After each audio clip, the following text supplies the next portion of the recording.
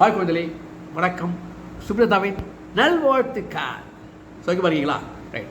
இப்போ இன்றைக்கி என்ன தெரியுமா? இன்றைக்கி பிரதோஷ நாள். ஓகே, நந்திக்கு உகந்த நாள். ரைட். இது என்ன விசேஷம்? ஒரு 10,000 ஆண்டுகளுக்கு வச்சுக்கலாமா? ஏன்னா பிரச்சனை வராமல் நம்ம பார்த்துக்கணும். 10,000 வருடங்களுக்கு முன்னாடி தான் தோன்றி ஈசன் அப்படின்னு ஒரு கோயில் இருந்தது. அந்த கோயிலுக்கு என்னன்னாக்க இன்னொரு பேர் உண்மை உரைக்கும் ஈசனார் கோயில். உண்மையை உரைக்கும் ஈசனார் கோயில் அப்படிலாம் இருந்துருக்கு பாருங்க. அதாவது குழந்தைகளே, ஒன்றே புரிஞ்சுங்க, இந்த மனித குலம் தோன்றி எத்தனை ஆண்டுகள் ஆச்சுன்னு நமக்கு தெரியாது. நாகரிகம் எந்த அளவுக்கு ஆரம்பித்து மக்களுக்கு அது பழக்கத்தை வந்ததுன்னு தெரியாது. ஆனால் பொய், களவு, அது திருட்டு, பித்தலாட்டம், அடுத்தவனை போட்டு விடுதல், கோழி சொல்கிறதுன்னு சொல்லுவாங்க. இந்த கோழி சொல்கிறது, காமிச்சு கொடுக்குறது, இந்த மாதிரியான அத்தனை கேடுகட்ட குணங்களும் மனித பிறவியில் உண்டு, மனிதனுக்கு உண்டு. இதில் விதிவிலக்கு அல்லவே அல்ல. ஏன்னா இப்போ ராமாயணம்னு சொல்கிறோம். ராமாயணத்தில் குழந்தைகளே எத்தனை ஆண்டுகளுக்கு எத்தனை லட்சம் வருஷம் கூட சொல்லலாம் தெரியாது நமக்கு. இந்த திரேதா யுகம்னு சொல்கிறாங்களே, ஒரு யுகம். அந்த யுகத்தில் நடந்திருக்குனால் அந்த யுகத்தில் கூனி என்ன பாடுபடுத்திருக்கா பார்த்தீங்களா? அந்த கூனிக்கு அந்த குயுக்தியான புக்தி வந்திருக்குன்னா என்ன காரணம்? அந்த கெடுமதி அப்பயே மனிதனுக்கு இருந்திருக்கிறது. அதே மாதிரி நல்லவர்களும் இருந்திருக்கிறார்கள். குகன் மாதிரி நல்லா இருந்திருக்காங்க இல்லையா? அது வேறு. அதே மாதிரி மகாபாரதம் எடுத்துங்களேன்.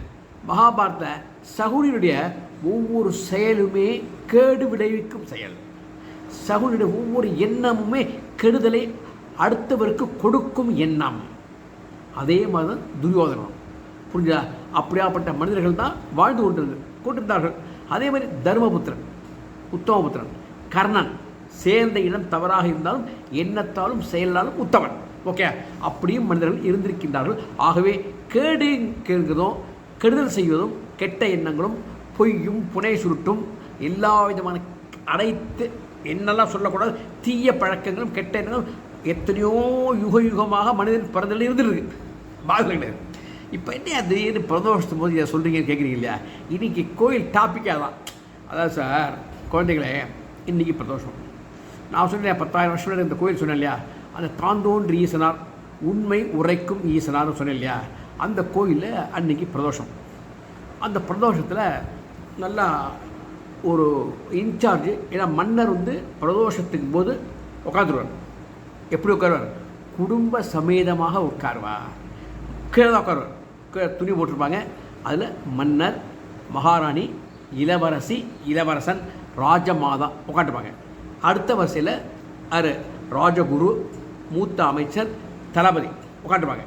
மூணாவது வரிசையில் இந்த சோட்டா சின்ன இளவரசர், இந்த அமைச்சர்லாம் இருக்காங்க இல்லையா, அவன்லாம் உட்காந்துருப்பான். அதுக்கப்புறம் காரியஸ்தர்கள், கஜானாவில் பண்ணி காரியஸ்தர்கள், பின்னாடி மக்கள் அந்த வாகலை வச்சுருப்பாங்க.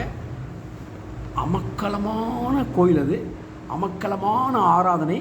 ஒவ்வொரு பிரதோஷத்தும் போது அது கண்கொள்ளா காட்சியை பார்க்க அவ்வளவு பேர் பற்றான முடியும். அந்த நந்திக்கு கடைசியில் மன்னர் தங்கத்தை எடுத்து கொடுப்பார். தகடை அதை சாத்துவாங்க, மாலையை போடுவாங்க, ஆரத்தி தீவாரம் காய்ப்பாங்க. அந்த பிரதோஷம் அன்றைக்கி பூர்த்தி அடைந்ததுக்கு அப்புறமா மன்னர் கையால் வந்தவர்கள் அனைவருக்கும் மன்னர் குடும்பமே பிரசாதம் வழங்கும். சாதாரண பிரசாதமாக அரண்மனையில் மகாராணியால் தன் கையால் தயாரிக்கப்பட்ட பிரசாதம். நல்லா கேட்டுங்க. அப்போ சக்கரமலை எவ்வளோ நெய் வரும் நீங்களே பார்த்தீங்க. ஆஹா, நம்ம அது மாதிரி இருக்க மாட்டோம் நினைக்க தோன்றது இல்லையா? தோணும். அது தோன்றால் மனிதன், தோன்றவில்லை என்றால் ஜடம். எனக்கு தோன்றதுப்பா, மனிதனாக இருக்கின்றேன். ஓகே. யார் இப்போ எதுக்குன்னா அன்றைக்கி பிரதோஷம். இதுக்கு இந்த மாதிரி மகாராஜா கலந்து கொள்ளக்கூடிய மிகப்பெரிய விழாக்களுக்கெல்லாம் ஒத்தனால செய்ய முடியாது. பல பேர் சேர்ந்தால் செய்ய முடியும். கோயில் பெரிய கோயில், ஒரு 1000 பேர் உட்காந்துருப்பாங்க. 500 பேர் பக்திமான்கள், 500 பேர் பிரசாதமான்கள். பிரசாதத்துக்காக அது உண்டு, எல்லா இடத்துலையும் உண்டு அது. ரைட்டு. இப்போ ஒரு அமைச்சர் இருக்கார்.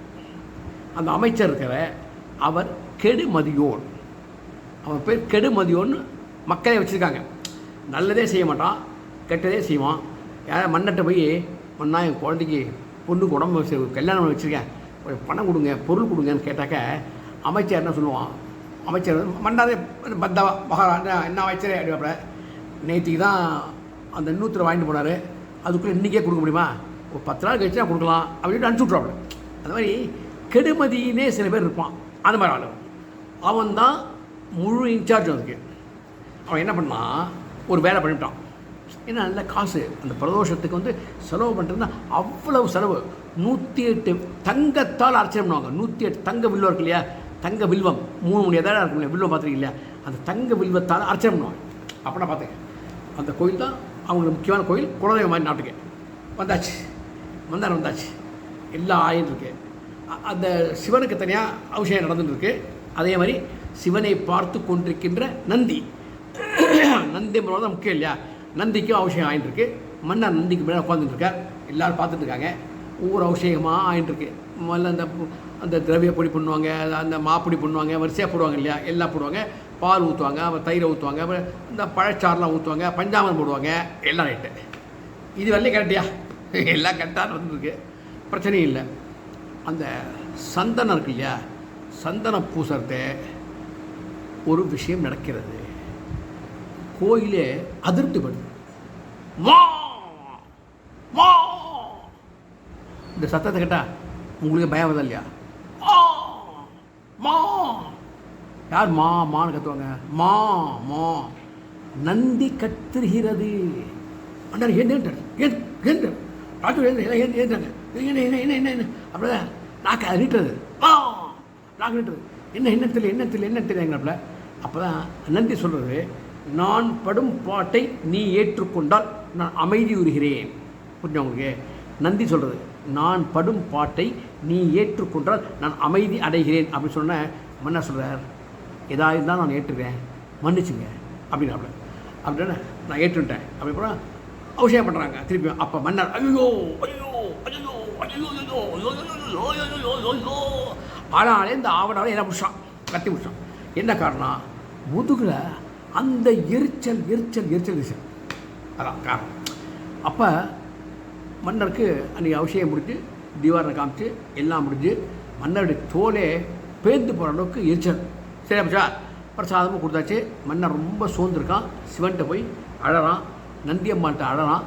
நான் உங்கள்கிட்ட வேண்டிட்டேலாம் நான் வாங்கிட்டேன், திருப்பி எனக்கு அந்த எரிச்சல் இருக்கே என்ன பண்ணுறதுங்கிற மாதிரி கேட்குறான். அது ஒன்றும் சொல்லவே இல்லை, நமஸ்காரம் பண்ணுறான்.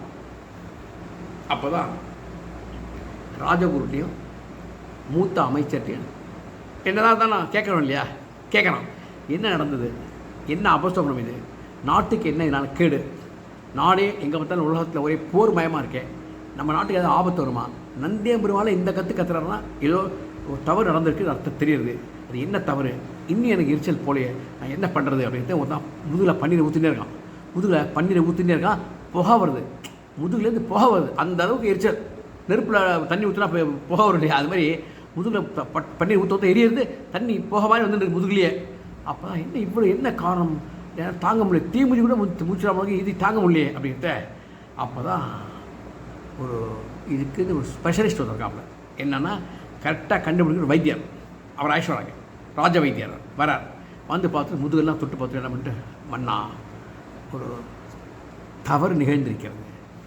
தவறா? நம்ம நாட்டிலையா? என்ன சொல்கிறீங்க? ஆமாம், அதாவது உங்கள் முதுகில் உள்ளது சந்தன வாடை அடிக்கவில்லை. சந்தன அபிஷேக மண்டத்தை தான் அழுது கத்திட்டு அந்த இடரை நான் வாங்கிக்கிறேன்னு சொன்னேன். என்னால் தாங்க எரிச்சலாக இருந்தது. அப்போ சந்தனத்தினால தான் எரியறது நானும் புரிஞ்சினேன். என்ன காரணம் அப்படின்ட்டு, மன்னா இந்த சந்தனம் கலப்படம். கலப்படமா?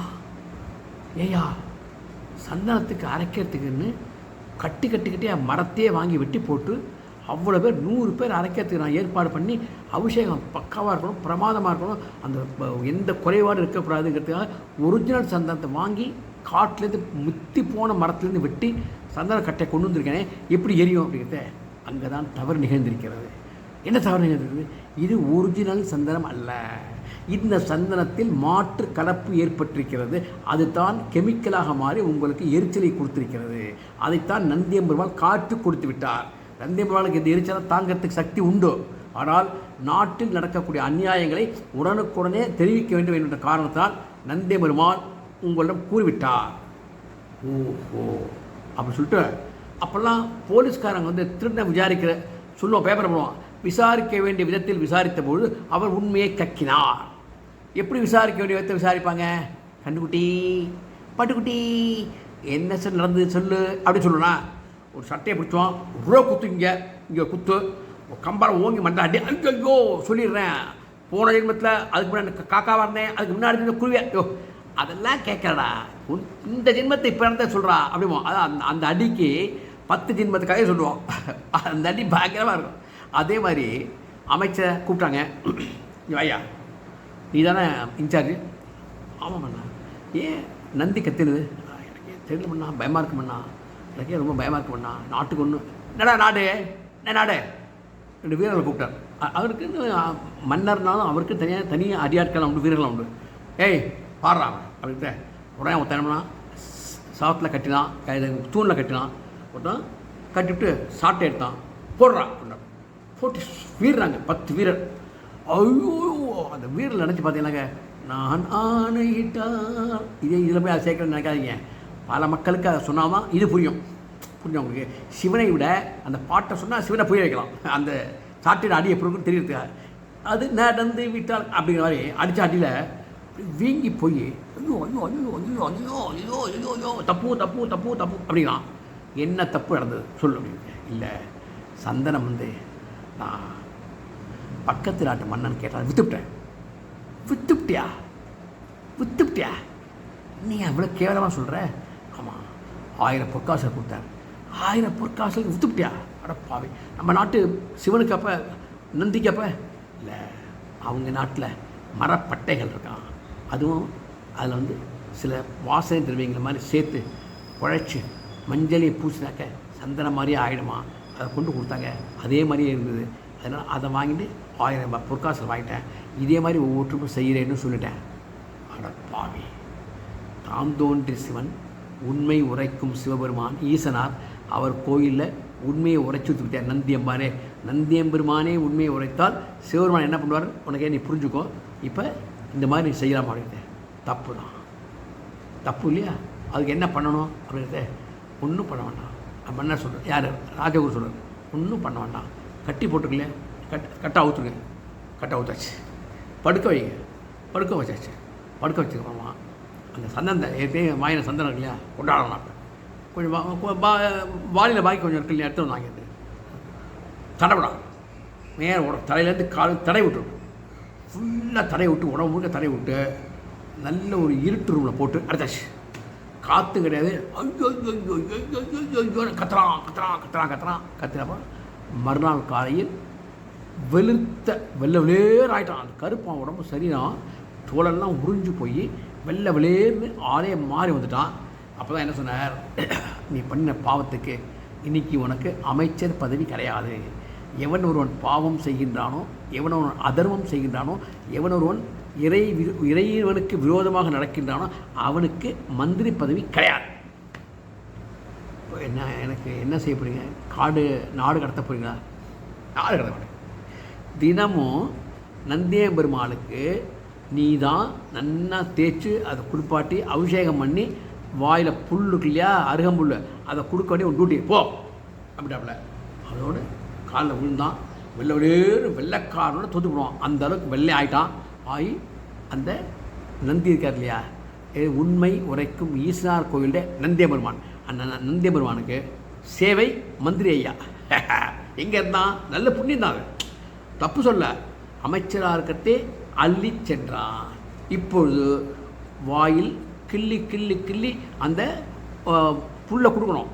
அந்த நந்திலாம் அப்போ சாப்பிடுன்னு வச்சுக்கோங்க. 10,000 வருஷம் முன்னாடி பக்திமானதெல்லாம் தான் தோன்றி ஈஸ்வரனுடைய நந்தி பெருமான சாப்பிடாமல் இருப்பார். ஐயோன்னு கத்துறானா தெரியாது அவருக்கு, ஏதோ பண்ணணும், அவனுக்கு அந்த வேலையை கொடுத்தாச்சு, அதை பார்த்துட்டு இருந்தான். ஆகையில் இந்த பிரதோஷ காலத்தில் இதை எதுக்கு சொல்கிறேன்னால், இப்போயும் பார்த்தீங்கன்னாக்க பல கோயில்களில் சந்தனம் என்பது உண்மையான சந்தனம் கிடையாது அப்படின்னு நான் நினைக்கிறேன். எனக்கு தெரியாது. ஏன்னால் அது சந்தனத்தை பார்த்தாலே அவ்வளோ சந்தனம் நிச்சயமாக குடங்குடமாக கொட்டுற அளவுக்குலாம் சந்தனத்தை அரைக்க முடியாது. இப்போ ஒரு உண்மையை சொல்லணுனாக்க, நான் பிறந்த ஊர் மன்னார்குடி. கைலாசநாதர் கோயில் ஒரு நல்ல கோயில் உண்டு.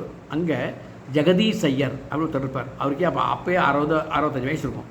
அவர் வந்து தினமும் அவருக்கு வேலை என்னன்னாக்க சமையல் வர்ஜாரகன்னு பேர். சமையலும் அவர் பண்ணி நிவேதனத்துக்கு சாப்பாடு நிவேதனம் பண்ணணும், அதுக்கு தயார் பண்ணணும். அதை தவிர சந்தனம் அரைக்க வேண்டும். சந்தனம் அரைக்கிறதுனா 10, 20, 15 சாமி இருக்கும். ஒவ்வொரு சாமிக்கும் இவ்வளோ ஒரு உருண்டை அப்படி போடுவார். அந்த குறுக்கில் வந்து நெத்தியில் அடித்து விட்டு குங்குமம் போடுவார். ஒவ்வொருக்கும் இவ்வளோ உருண்டை அரைக்கிறதுனா காலம்புறா 7 மணிக்கு ஆரம்பித்தார்னா பெரிய ரவுண்டாக இருக்கும். அது அந்த கல் சந்தன கடை பெருசாக இருக்கும். தேய்ச்சி பார்த்தீங்கன்னா கையை ஒட்டி இவ்வளோ பெருசாக இருக்கும். கிங்காக தாராசிங்க இவர்கிட்ட வந்தாங்க ஒரு குத்துடாக விழுந்துருவோம்.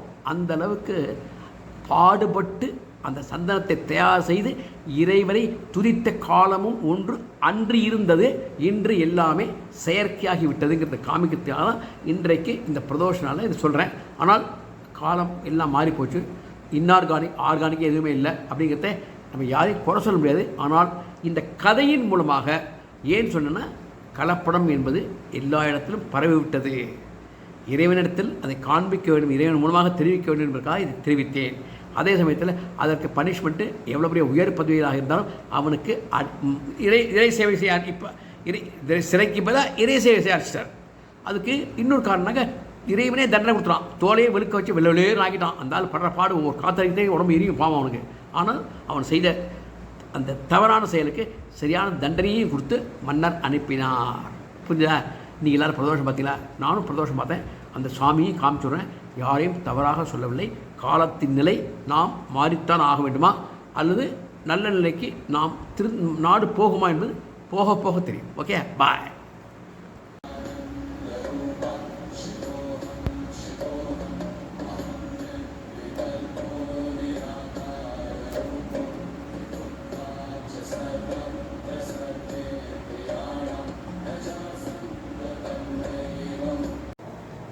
இந்த கதை சொன்னேன் இல்லையா, இதில் என்னுடைய பணிவான வேண்டுகோள் என்னன்னாக்க, குற்றம் குறை எவரையும் சொல்வதற்கு அல்ல. அது மாதிரி யாரும் தப்பாக நினச்சாதீங்க. ரெண்டாவது, இது வியாபார நோக்கத்துக்காக எடுக்கப்பட்ட யூடியூப் கிடையாது.